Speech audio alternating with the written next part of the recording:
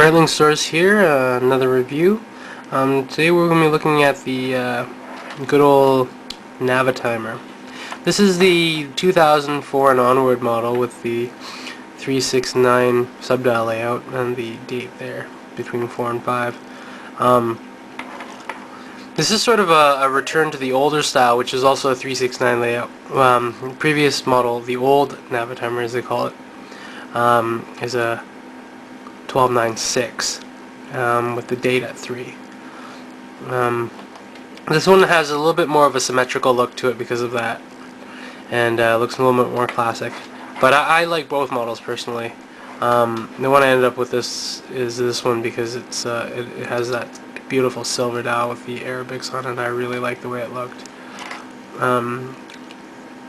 Breitling Navitimer bracelet, 7 rows.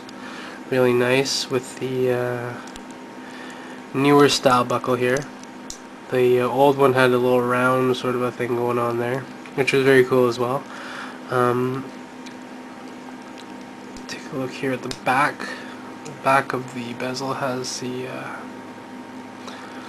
typical stamping of the Breitling, and also has a Fahrenheit to Celsius converter, which is actually kind of handy. I've actually used it before, so you never know when that kind of thing comes in handy. The slide rule bezels on these things are always kind of tight. They're snug and they smooth. They turn smoothly, but they are very stiff. I don't know how often I'd want to use it. I'd also worry a little bit about affecting the water resistance of the model because of the way the slide rule is designed on these. The water resistance is only 30 meters.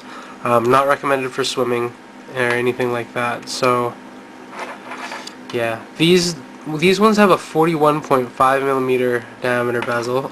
Diameter face, which is a decent size. Take a look at it on my wrist here. So it's a decent size. Quite a bit smaller than the Chronomat Evolution, which is at 44 millimeters, which I'll show side by side briefly here. So it does have a little bit less presence and thickness-wise, not quite as thick. But both very nice watches. It's also not quite as big as this guy here, but as you can see, they seem to have very similar. It doesn't quite look too much smaller. Thickness wise, a little bit thinner.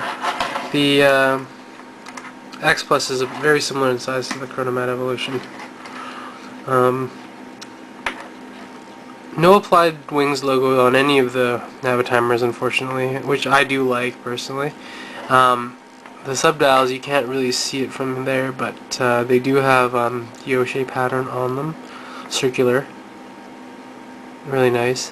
The date, which is something kind of cool they did on this model, is that they put the date sideways, so the 8 shows up like that, and as you cycle through the numbers, I can't do it with this one because it doesn't have a quick set date.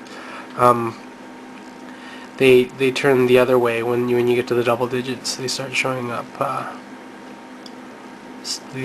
this way rather than this way.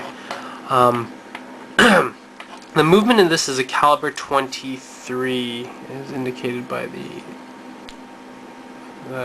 A23322, and it is a Valjoux movement, which is the Breitling caliber 13 modified for a 369 subdial layout. It doesn't use the ETA movements, 2892, I believe, that some of the other ones use that have the offset crown and pushers. These ones are all in a line here, and so it is a little bit of a noisier movement. You probably can't hear it. But the Valjoux 7750s are a little bit more noisy, and but that's fine. Not a huge deal to me.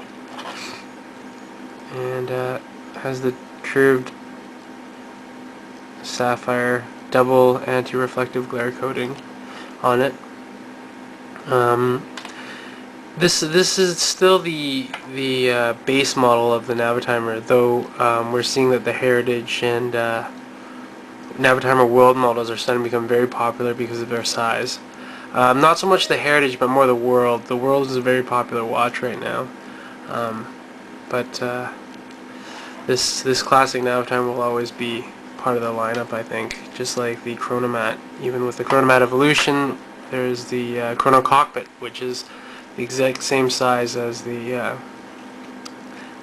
previous Chronomat. So hope you enjoyed the review. Navitimer is a very beautiful watch, so if you're looking for something in the 41.5mm range, definitely consider this watch. See you later.